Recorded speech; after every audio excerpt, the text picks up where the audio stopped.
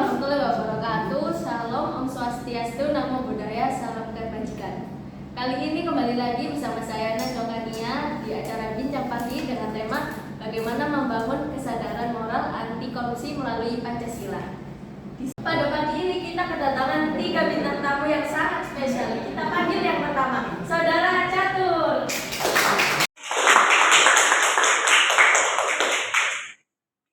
Silakan duduk. Untuk pembicara yang kedua, Saudara Andre. Silakan duduk.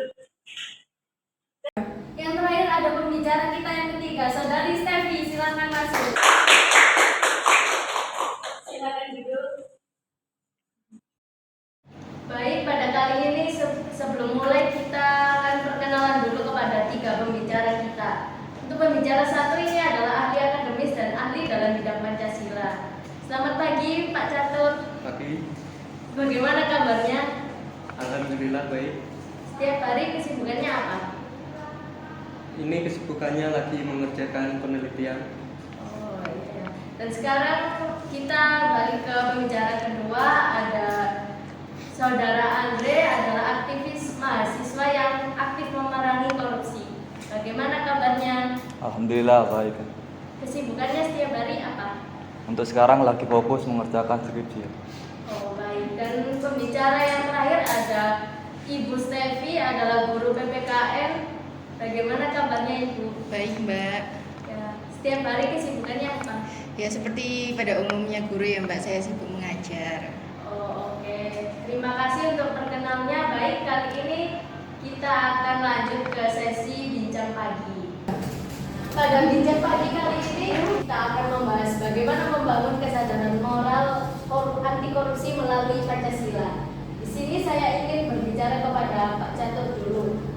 Saya ingin bertanya bagaimana pendapat Pak Catur tentang maraknya korupsi di Indonesia. Terima kasih sebelumnya pada Mbak Moderator. Di sini saya akan menjawab tentang maraknya korupsi yang ada di Indonesia. Sebelumnya, belum menjawab itu saya akan menjelaskan apa itu korupsi. Korupsi adalah suatu tindak kejahatan yang dilakukan oleh seseorang atau kelompok oknum yang dapat menyebabkan kerugian pada sebuah negara. Di Indonesia sendiri korupsi menjadi masalah yang besar dan dapat merugikan para masyarakat yang ada di Indonesia ini. Bahkan akhir-akhir ini korupsi juga terjadi pada jenjang pendidikan, yaitu pada jenjang pendidikan dasar sampai perkuliahan. Dan pada seharusnya itu di jenjang pendidikan itu seharusnya anak-anak itu mendapatkan pendidikan moral dan etika sehingga dapat mendapatkan nilai kejujuran dalam bekerja kedepannya dan menjauhi dari korupsi itu sendiri. Terima kasih. Baik, ya memang pada zaman sekarang itu banyak guru yang terlibat korupsi, jadi mungkin siswanya kurang mendapatkan pelajaran moral yang cukup ya Pak. Terima kasih atas waktunya. Kali ini saya ingin bertanya kepada pembicara kita yang kedua, ada Saudara Andre. Saya ingin bertanya bagaimana pendapat Saudara Andre terkait kasus korupsi Wali Kota Bandung. Baik, sebelumnya terima kasih pada kakak moderator yang telah memberi saya kesempatan untuk berbicara. Di sini saya akan menjawab pertanyaan yang diberikan oleh kakak moderator terkait kasus korupsi Wali Kota Bandung pada tahun 2022 silam. Kasus dugaan korupsi ini dimulai pada Agustus 2022 ketika Andreas bersama dengan Sony dengan sepengetahuan Benny menemui Yana Mulyana di pendopo Wali Kota. Di dalam pertemuan itu difasilitasi oleh Khairul itu. Andreas dan Sony menyampaikan maksud agar bisa mengerjakan proyek pengadaan CCTV di Dinas Perhubungan dan Dinas Komunikasi dan Informatika Pemerintah Kota Bandung. Sekitar Desember 2022, mereka kembali bertemu Wali Kota Bandung di pendopo. Saat itu Sony memberikan sejumlah uang kepada Yana Mulyana. Pertemuan itu membahas penunjukan PT Sivo sebagai pelaksanaan pengadaan ISP di Dishub pemerintah Kota Bandung. Meski keikutsertaan Jivo dalam proyek tersebut melalui pembuatan aplikasi e-katalog. Setelah pertemuan itu, Dadang diduga menerima uang yang bersumber dari Sony melalui Khoirul dan Yana yang diperantari oleh RH, sekretaris pribadi dan orang kepercayaan Yana. Usai penerimaan uang tersebut, Jivo dinyatakan sebagai pemenang proyek penyediaan jasa internet di Dishub Pemerintah Kota Bandung senilai 2,5 miliar. Pada sekitar Januari 2023, Yana Mulyana bersama keluarga Dadang dan Khoirul diduga menerima fasilitas ke Thailand menggunakan anggaran PT SMA. Masyarakat yang mengetahui adanya dugaan tindak pidana korupsi tersebut lantas memberikan laporan kepada KPK. Lembaga anti rasuah itu kemudian menindaklanjuti laporan tersebut dengan operasi tangkap tangan OTT terhadap Wali Kota Bandung Yana Mulyana pada Jumat petang. Ketika melakukan OTT tersebut, penyidik KPK menangkap 9 orang dan kemudian menetapkan 6 diantaranya sebagai tersangka. KPK juga menyita barang bukti berupa uang tunai dan pecahan rupiah, dolar Singapura, dolar Amerika Serikat, ringgit, yen, dan baht, serta sepatu merek Louis Vuitton tipe Cruise, Charlie Sneaker warna putih, hitam, dan coklat dengan total nilai sekitar 924,6 juta. Atas perbuatan memberi suap, tersangka Benny, Sony, dan Andreas melanggar pasal 5 ayat 1 huruf A atau pasal 5 ayat 1 huruf B atau pasal 13 Undang-Undang Nomor 31 Tahun 1999 tentang pemberantasan tindak pidana korupsi sebagaimana telah diubah dengan Undang-Undang Nomor 20 Tahun 2001 pasal 55 ayat 1 ke 1 KUHP. Sedangkan Yana Mulyana, Dadang, dan Khoirul sebagai penerima dijerat dengan pasal 12 huruf A atau pasal 12 huruf B atau pasal 11 Undang-Undang Nomor 31 Tahun 1999 tentang pemberantasan tindak pidana korupsi sebagaimana telah diubah dengan Undang-Undang Nomor 20 Tahun 2001 pasal 55 ayat 1 ke 1 KUHP. Untuk kepentingan penyidikan, para tersangka tersebut akan ditahan selama 2 hari ke depan.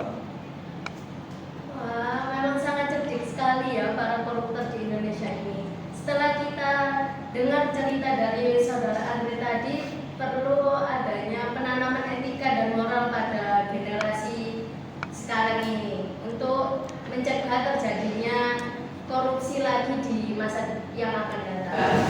Baik, kali ini kita akan ngobrol dengan pembicara kita yang terakhir, Ibu Stevi sebagai guru PPKN. Saya ingin bertanya terkait membangun kesadaran moral anti korupsi yang tepat menurut Pancasila. Silakan Ibu. Terima kasih atas kesempatannya. Di sini saya izin menjawab terkait pertanyaan yang tadi setelah diberikan Mbak Najwa bagaimana membangun kesadaran moral anti korupsi yang tepat melalui Pancasila. Untuk membangun kesadaran moral, langkah awal yang kita lakukan adalah memberi wawasan kepada para pemuda terkait gerakan anti korupsi dan integrasi. Kemudian gerakan tersebut untuk memberikan dorongan terhadap para pemuda agar lebih dalam mengenal arti korupsi sendiri dan sikap integrasi.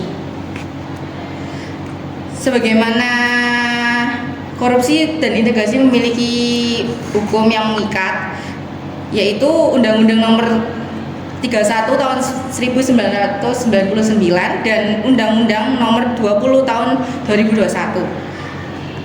Untuk cara efektif, upaya pemberantasan korupsi tidak cukup hanya dengan membuat peraturan perundang-undangan saja, namun tidak kalah penting juga untuk membangun mental masyarakat, terutama para siswa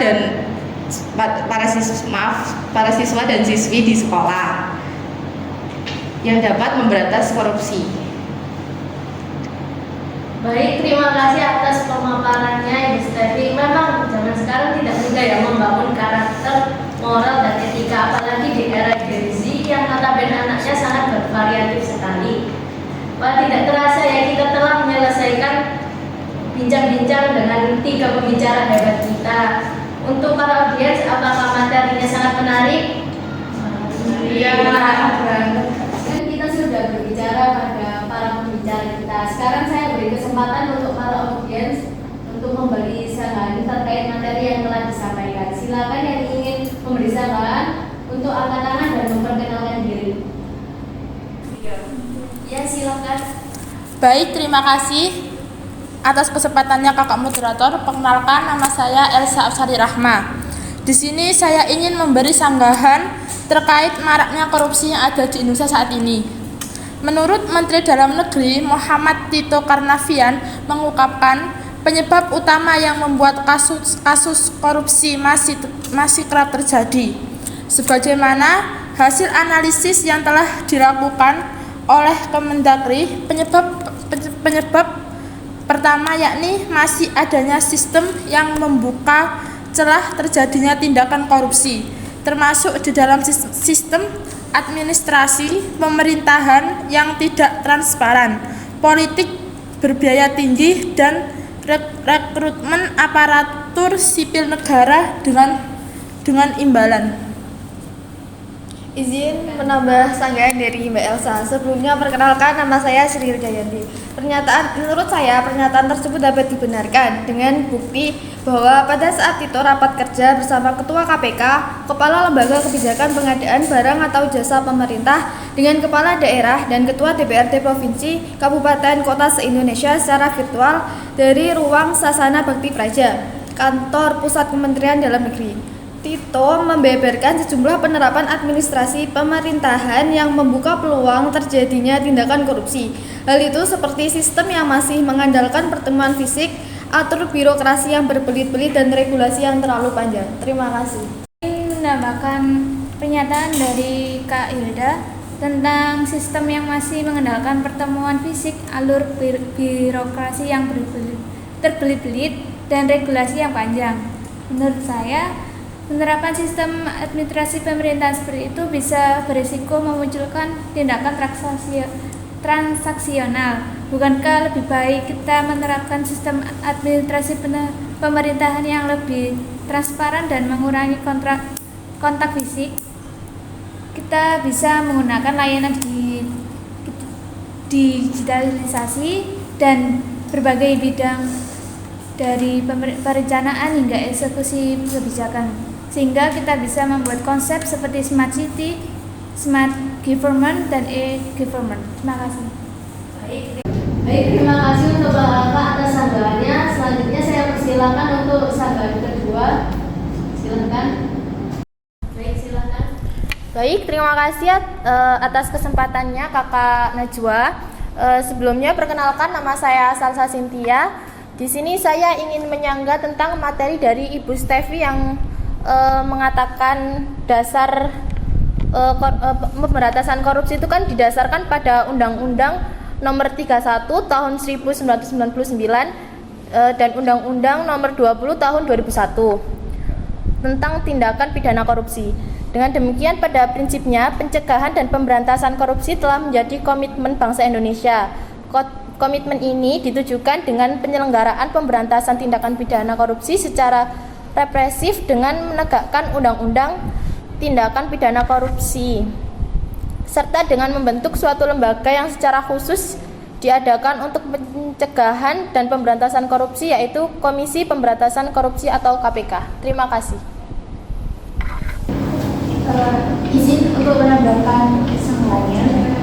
Menurut saya, dalam upaya pemberantasan korupsi itu sudah dilakukan dari lama dengan menggunakan berbagai cara.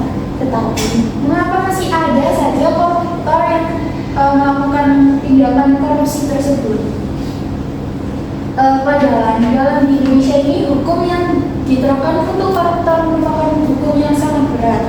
Tetapi sangat disayangkan koruptor tersebut meninggalkan suatu nilai-nilai norma yang ada dalam kehidupan. Menurut saya ada 9 nilai-nilai yang ditinggalkan dari koruptor itu sendiri, yaitu pertama nilai kejujuran, kemudian ada nilai tanggung jawab, kemudian ada nilai disiplin, kemudian yang terakhir menurut saya adalah nilai yang adil. para perilaku tersebut tetap meninggalkan sifat norma yang seharusnya merupakan hal yang paling mudah untuk diterapkan di dunia. Tetapi sangat disayangkan para koruptor tersebut tetap saja meninggalkan nilai-nilai norma yang seharusnya sudah diterapkan dalam lingkungan keluarga. Itu saja. Izin menambahkan, selain yang sudah disebutkan tadi, masih ada beberapa nilai anti korupsi, yaitu berani dalam menghadapi ancaman, peduli dengan memperhatikan orang lain yang membutuhkan bantuan, kerja keras, mandiri dan tidak bergantung kepada orang lain, sederhana, tidak berlebihan. Dari ke-9 nilai anti korupsi inilah yang seharusnya diterapkan dalam kehidupan agar para koruptor ini berkurang. Terima kasih. Baik, terima kasih atas sanggahannya. Terima kasih juga untuk para pembicara kita yang hebat ini. Tidak terasa kita sudah ada di penghujung acara. Semoga materi tadi dapat bermanfaat bagi kita semua. Saya izin pamit undur diri. Selamat pagi. Wassalamualaikum warahmatullahi wabarakatuh. Waalaikumsalam.